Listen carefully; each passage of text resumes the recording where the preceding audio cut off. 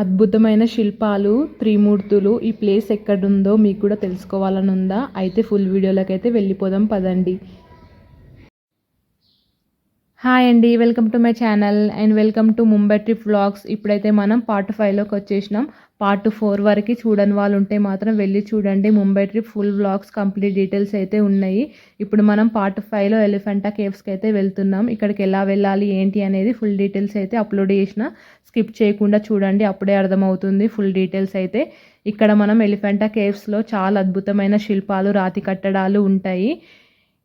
ఇక్కడికి ఎలా వెళ్ళాలి ఏంటి అనేది అయితే చూసేద్దాం పదండి. ఫస్ట్ అయితే మనము గేట్వే ఆఫ్ ఇండియాకి అయితే రావాలి. ముంబై గేట్వే ఆఫ్ ఇండియా నుంచి అయితే మనకి టికెట్స్ అయితే ఉంటాయి ఎలిఫెంటా కేవ్స్కి. అక్కడ పర్సన్కి అయితే మనకి అప్ అండ్ డౌన్ టికెట్ అయితే ఉంటుంది. ఎందుకంటే కంపల్సరీ ఇది సముద్రం మధ్యలో ఉంటుంది కాబట్టి వెళ్ళిన వాళ్ళైతే కంపల్సరీ రావాల్సిందే కాబట్టి సింగిల్ అయితే ఉండదు. అప్ అండ్ డౌన్ టికెట్ అయితే పర్ హెడ్ అయితే ఉంటుంది. అలా టికెట్ తీసుకున్న తర్వాత మనకి షిప్ జర్నీ అయితే స్టార్ట్ అవుతుంది. షిప్ జర్నీ అయితే ఏదో 5-10 మినిట్స్ అవుతుండదు. మనం సముద్రం మధ్యలో ఐలాండ్ కాబట్టి చాలా దూరం వెళ్ళాలి. మనకు మ్యాక్సిమం 1.5 అవర్ జర్నీ అయితే ఉంటుంది.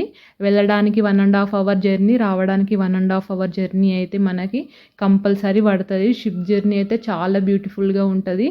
చాలా మంచి ప్లేస్, చాలా మంచి ఎక్స్పీరియన్స్ అనిపించింది నాకైతే. మీరు కూడా ఇక్కడికి ముంబైకి వస్తే మాత్రం ఎలిఫెంటా కేవ్స్కి అయితే కంపల్సరీ రండి. ఈ ప్లేస్ని అయితే one of the important historical place అని అయితే చెప్పొచ్చు. ఇక్కడ శిల్పాలు అయితే ప్రతి శిల్పానికి ఒక చరిత్రనే ఉంటుంది. మనకి అంత ఎక్కువ హిస్టరీ తెలియదు కాబట్టి నేను ఎక్కువ డీటెయిల్గా చెప్పలేకపోతున్నాను. ఇక్కడ మనం త్రిమూర్తులు అని అంటాం కదా, ఇక్కడ చూడండి శిల్పాలు అయితే ఉన్నాయి. త్రిమూర్తుల శిల్పం అయితే ఇక్కడనే ఉంది. చూడండి ఎంత అద్భుతంగా ఉందో. త్రిమూర్తులు అయితే చాలా అద్భుతంగా ఉంది.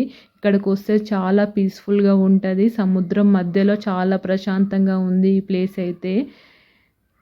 చాలా అద్భుతమైన ప్లేస్ అయితే చెప్పొచ్చు. మనం హిస్టరీ తెలుసుకోవాలంటే ఇక్కడికైతే కంపల్సరీ రావాల్సిందే. ఈ ప్లేస్ మనకి 4th to 5th సెంచరీ మధ్యలో అయితే కట్టడం జరిగింది. ఇక్కడ చూస్తే మనకి మహాశివలింగాన్ని కూడా నిర్మించారు అప్పటి కాలంలో. చూడండి అక్కడ ఓం నమ శివాయ మహాశివలింగం అయితే కనిపిస్తుంది కదా మనకి. మన శివయ్యకి ఇక్కడ పూజ అయితే ప్రతి శివరాత్రికి అయితే జరుపుతారు. ఇక్కడ శిల్పాలు, కొన్ని శిల్పాలు మీరు గమనించినట్టయితే అక్కడక్కడ శిల్పాలు అయితే విరిగి విరిగి ఉన్నాయి. అవి అయితే అప్పుడు మనకి పోర్చుగీస్ వాళ్ళు వచ్చినప్పుడు కొన్ని శిల్పాలను అయితే ధ్వంసం చేసిరంట. హిస్టరీ చాలా ఉంది. ఫారినర్స్ కూడా ఇక్కడికి చాలా వస్తారు. ముంబైలోని one of the tourist place ఇది. చాలా ఇంపార్టెంట్ ప్లేస్. ఫైనల్గా మనం షాపింగ్ అయితే చేసేద్దాము. మనం ఎలిఫెంటా కేవ్స్కి వెళ్ళాలంటే షిప్ దిగగానే 120 స్టెప్స్ ఎక్కాలి. అలానే మళ్ళీ దిగాలి కదా. ప్రతి స్టెప్కి షాపింగ్ అయితే ఉంటుంది. లేడీస్ మాత్రం ఇక్కడికి వస్తే కంపల్సరీ షాపింగ్ చేస్తారు. ఎందుకంటే మనకి ఎక్కడ దొరకని ఐటమ్స్ అయితే ఇక్కడ ఉంటాయి.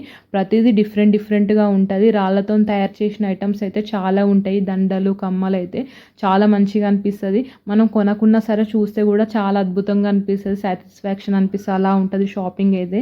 ప్రైస్ కూడా చాలా రీజనబుల్గా ఉంటుంది. డిఫరెంట్గా ఉంటాయి ఐటమ్స్ అయితే. నేనైతే కొంచెం షాపింగ్ అయితే చేసిన, చాలా మంచిగా అనిపించినాయి ఐటమ్స్ కొన్ని అయితే. ఫైనల్గా మనము షిప్ జర్నీ స్టార్ట్ అయిన తర్వాత 1.5 అవర్కి రిటర్న్లో 1.5 అవర్ తర్వాత మనము గమ్యానికి అయితే చేరుకుంటాం. అదేనండి గేట్వే ఆఫ్ ఇండియాకి అయితే చేరుకుంటాము. చూడండి అక్కడ Taj hotel gateway of India అయితే కనిపిస్తుంది కదా. ఇప్పుడు ఆల్మోస్ట్ 7 అయితే అవుతుంది. ఇది కూడా ఇంకొకటి చెప్పడం మర్చిపోయినా, మనం టికెట్ తీసుకోవాలంటే ఎలిఫెంటా కేవ్స్కి వెళ్ళాలంటే మనం తొందరగానే వెళ్ళాలి మార్నింగ్. ఎందుకంటే మనకి జర్నీయే 3 అవర్స్ పడుతుంది. అక్కడ స్పెండ్ చేసినట్టు కూడా ఉండాలంటే మనం మార్నింగ్ తొందరగా వెళ్తేనే బెటర్. అలాగని మనం లేట్ వెళ్ళినా సరే మనకి టికెట్స్ అయితే ఉంటాయి. మ్యాక్సిమం మధ్యాహ్నం టైమింగ్ అయితే 3 వరకు లాస్ట్ టికెట్స్ అయితే ఉంటాయి. ఈవినింగ్ 6 అయితే అక్కడ నుంచి మనకి పంపించేస్తారు, మొత్తం చెక్ చేసి ఎవరు ఉన్నారు లేరు అనేది.